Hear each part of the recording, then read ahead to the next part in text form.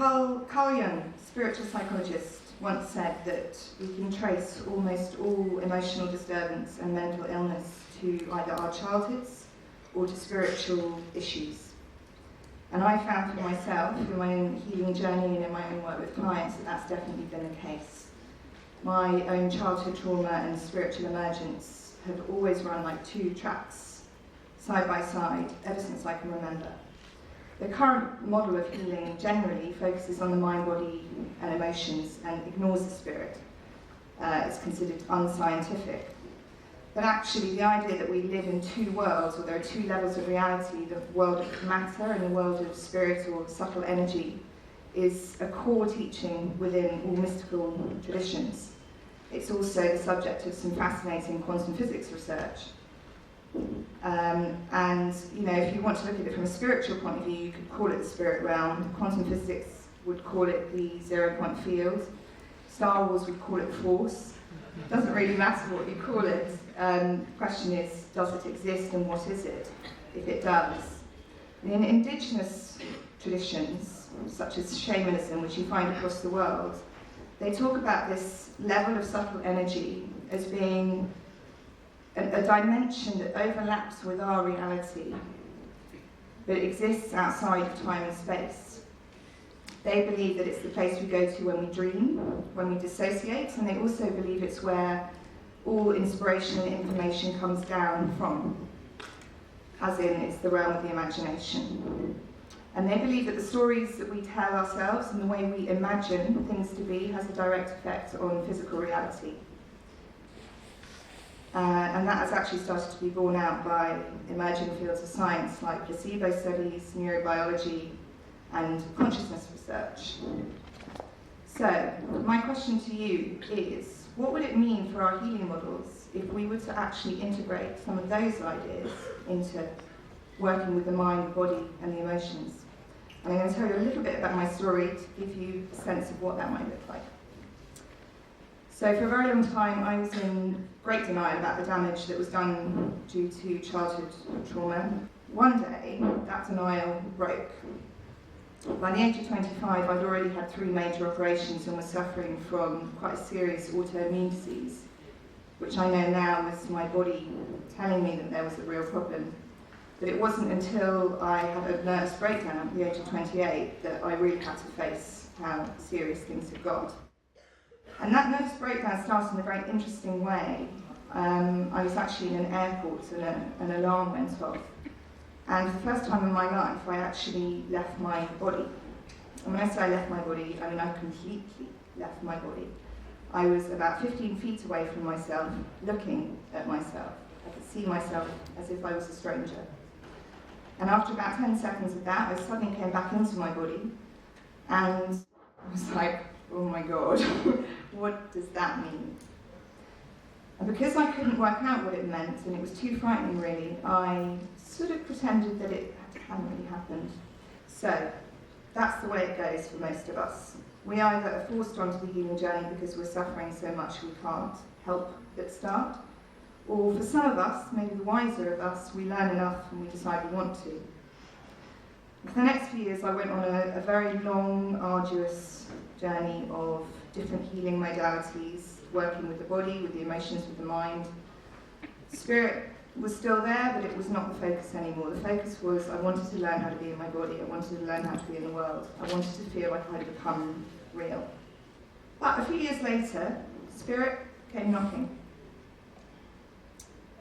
And really, when people ask me why I started training in energy medicine, I normally don't tell them this story because it's so very weird, but this is why I started training in energy medicine. I had a dream, and it was in the dream I was talking to my ex-boyfriend, who I rather missed, and we hadn't spoken for about a year. And in this dream we had a very beautiful conversation, and it brought about a great kind of peace in me. And I woke up and I wrote it down word for word in my dream journal, because I've always kept a dream journal for the last 20 years. I really recommend doing it, it's fascinating. And later that day I got an email from him for the first time in over a year. And the first paragraph of his email was word for word what had been said in the dream, what he had said to me. And I was incredibly excited by this. I was more excited about that than I was about hearing from him, which is good. And I decided to go online and look into telepathy and dreams and what it might mean. So I was researching about quantum physics, actually, because one of the things quantum physics claims is that everything is connected to everything on the level of mind.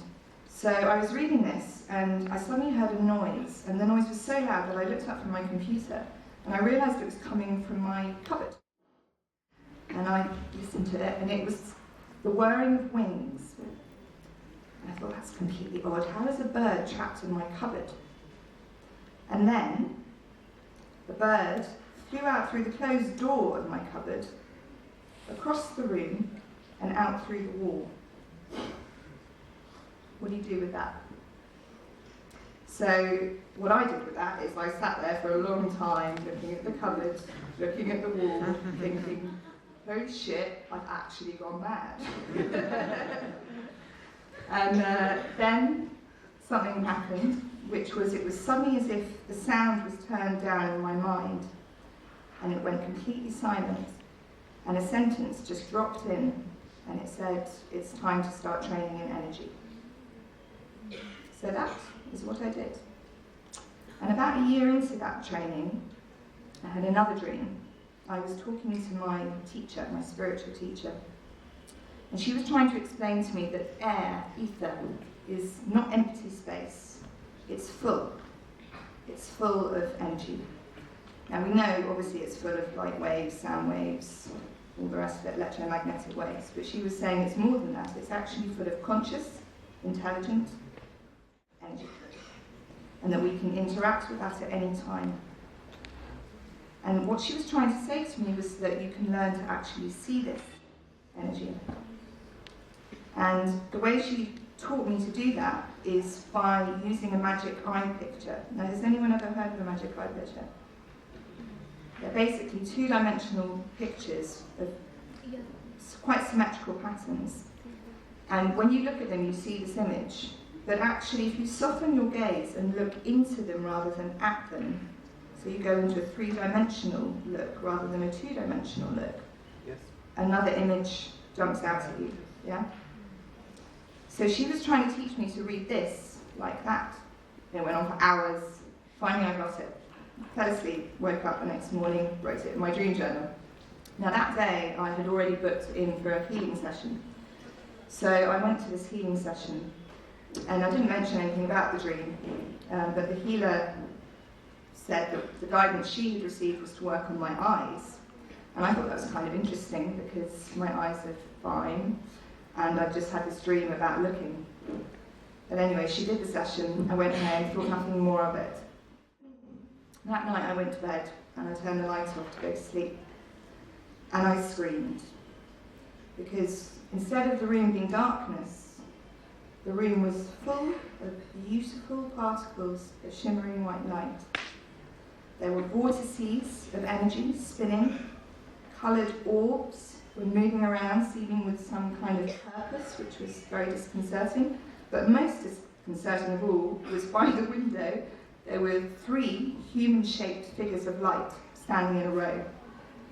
I couldn't see if they were looking at me, because they didn't have faces, but felt like they were looking at me. I was pretty freaked out, slammed on the lights, turned the lights off, still there. This went on for ages. I didn't want to go to sleep. I was really frightened of going to sleep. But the reality was it was there to stay. And I kind of realised that this was the next stage of my work in energy work. And that I had to get used to it and work with it. So for the next 9 months, I put some time aside most days, and I'd sit on my bed, and I started to learn to really see. And I trained myself to be able to see energy in daylight as well as at night, in the dark. And there was a lot of very strange electrical activity that went on at that point. Loads of lights flickering, TVs would turn on when I walked in the room, radios would turn on, the phone would cut 15 times in a conversation. And I didn't have much explanation for it, but I just knew that for whatever reason things were ramping up. But luckily for me, I went outside of my culture and found other maps of reality. and particularly Indigenous communities and wisdom has been very helpful for me. They have a word for people like me, a phrase, and they call us walkers between worlds. And walkers between worlds are considered to be people who, for whatever reason, have a much more sensitive nervous system and ability to perceive two levels of reality at the same time. These days I use this in my private practice. A typical session for me can go anywhere. I work in a trance state, which is kind of akin to a meditation state. And because of that, I receive a lot of guidance from a higher kind of level of intelligence. This guidance can be as specific as to be time frames, events, people. I work with archetypes and the imagination, including working with the archetypes of spirit guides or inner child or whatever. It can really go anywhere.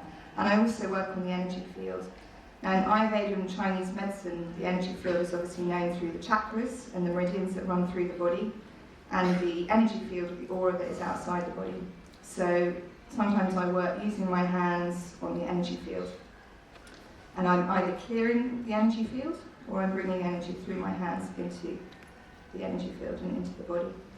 And clients report that that can feel like anything from boiling hot oil to very peaceful stream of steady light energy that brings a lot of peace.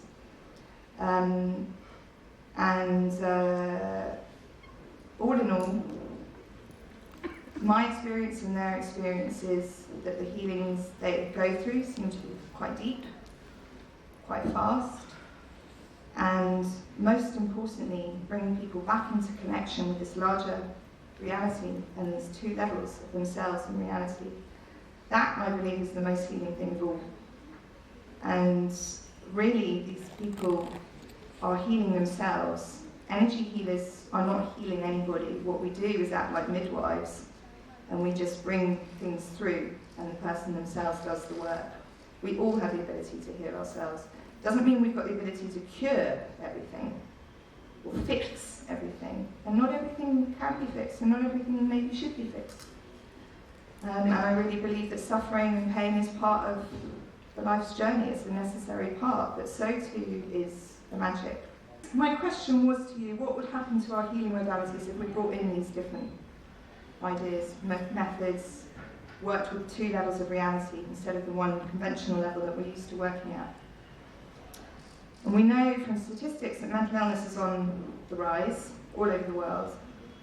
And I wonder if, rather like when I had my nervous breakdown, it was my body trying to tell me there was something very wrong that needed healing, I wonder if this increase in mental illness is actually a reflection of the fact we're living in a very sick world that needs healing.